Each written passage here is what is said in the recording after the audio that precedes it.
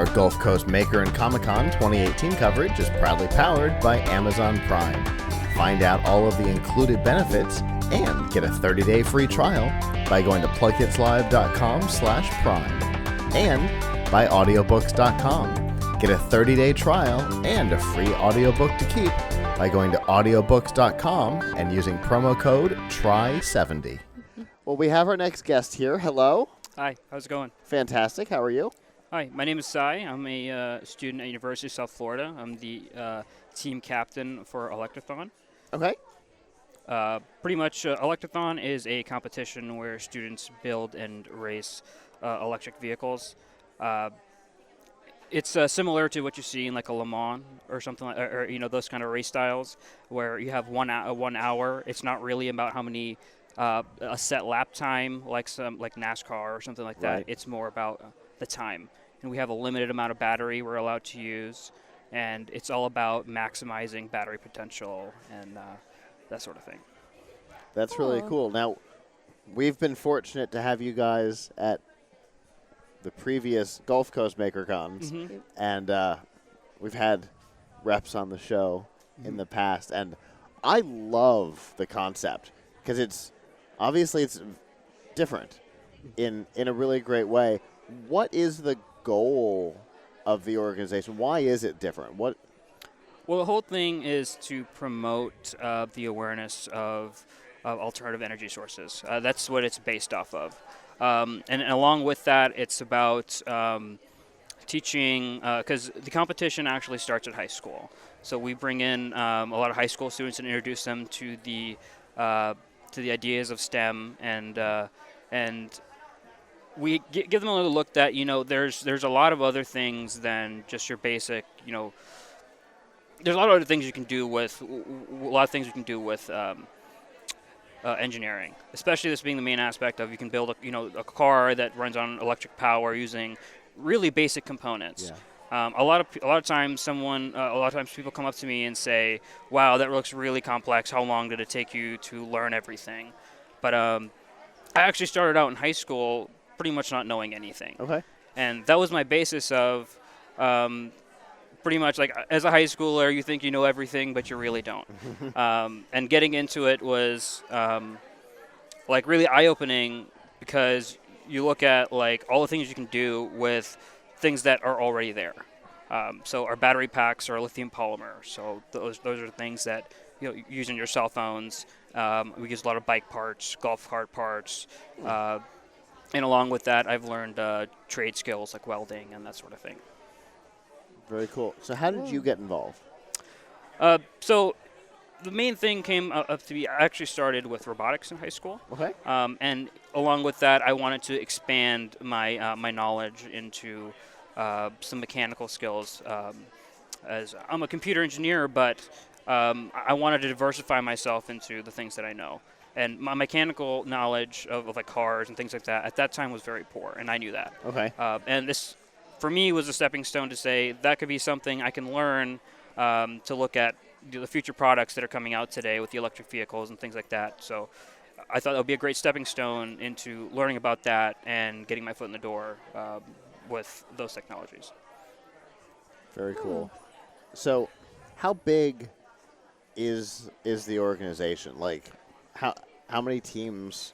So the Electrathon is actually a national competition. Okay.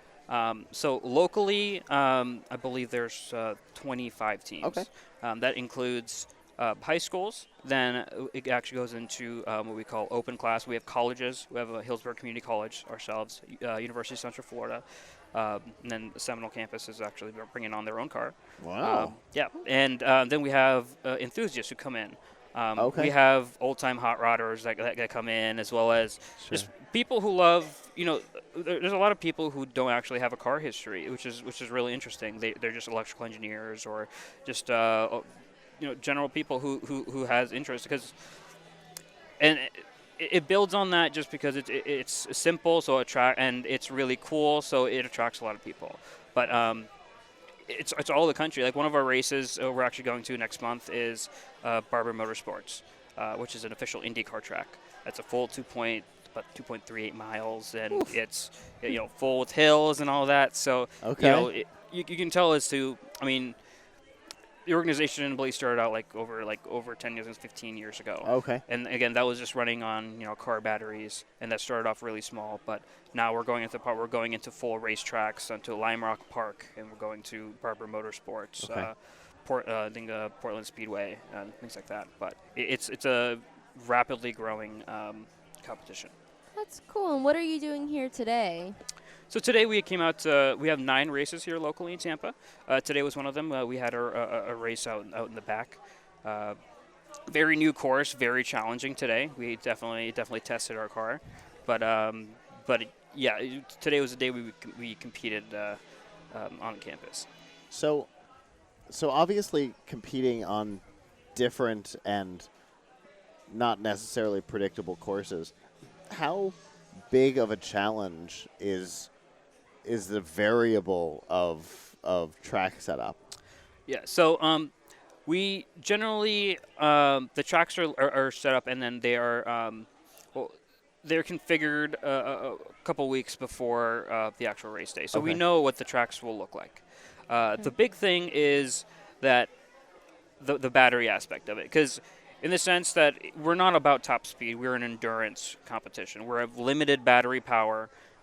And with that, we have to go the maximum distance. Okay. So we're not really riding our cars on the edge of breaking things, or on going like 100 miles an hour. Sure. Our race speeds are more like 35 miles an hour. Okay. Something like that. So with that, the biggest challenge is on how you're going to use that battery. And I'm a driver for my team, so it's all about working with your team to find out, okay, you do a practice lap, how many amps did you draw, how many volts did you draw, finding out all the information, and then applying that, saying, okay, I need to do this for 1 hour. It took me a minute and a half to do 1 lap. I need to do this for 1 hour. Calculate that, then go that on with, okay, now I need to add traffic, and then general racecraft, which is, again, the really cool part of the competition is that I'm learning so much, but at the same time, I love racing. I'm a racer, so that's one thing I get to add on to that. So that's like battery management. I think is the biggest challenge of the competition. Okay, Sure. and for people getting involved, is that like a scary aspect for a lot of like newcomers when you say that to them? It was definitely something that I was worried of. Like I said, when I started, I was actually in my third year of high school, and like I said, I didn't know. I thought I knew everything, and then I looked at what I was doing, and I'm like, okay, I don't really know anything. So then when you go out and look at everything, it was a frightening task, but then it was just about working at it. The reason why they introduced it in high schools is that there are all the components are very simple. All this stuff has already been worked on before, so it's more about taking that. At least when I started in high school, is that just taking that, learning the basics and the principles, and then that in college I can expand upon that. Sure. You're not trying to break new territory and technology. You're trying to figure out how to use what exists in the most efficient way possible. Well, we do a combination of both. We try Okay. to create some stuff as well as we use both. So for one example, we're trying to work out a system where it would automatically manage our throttle or our speed throughout the entire competition through a computer. So we do 1 practice lap, and the computer learns what the best solution or best throttle will be that. Oh. So it's about, so you start off with the simple things, but it's really there are many things you can do to advance on that. That's fascinating. So you said there's 9 races in the Tampa area? There's 9 races here locally. They're all pretty much open to spectators. What that gives us is that was going that to be my next question. Yep.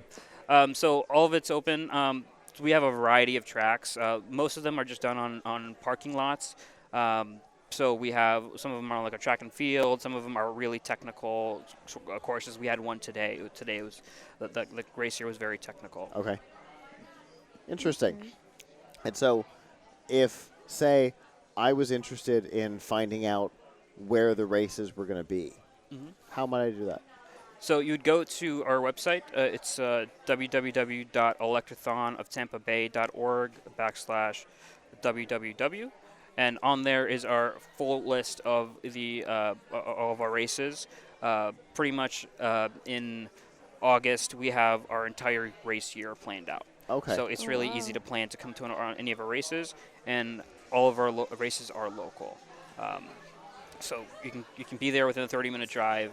And the big thing is that, unlike some competitions that I've been to previously, they don't let you come and talk to the drivers, or everyone's toiling away so hard that they're too busy to talk to anyone. Although we are busy, during times that we're not racing, the pits are open, so anybody can come in and they can come talk to us, and they can ask us questions. We're very happy to answer any questions, and I think that's really what sets us apart, that we're really transparent in what we do. We like people talking to us because it lets us explain what we're doing, and it makes it, at least for me, I find that very fun. That's really cool. And then say I wanted to create a team. How might I get information on that? So it depends on where you're coming from. If you're high school, then I would definitely say ask your high school a science teacher. If you're just someone out in the public looking to join, there's really no registration type stuff. There are safety rules, which is listed in our handbook on our website, but it's just more follow these rules when you're building your car. But there's not anyone saying, hey, I want to, you need to come and talk to me first before I apply you. Anyone can come in, anyone can come out and race, granted they meet the rules of the competition. Okay, and what about your team? What if someone wanted to join? Sorry? Your team, if someone wanted to join. So our team is under IEEE, which is Institute of it's under IEEE. So it's just a college organization. Right.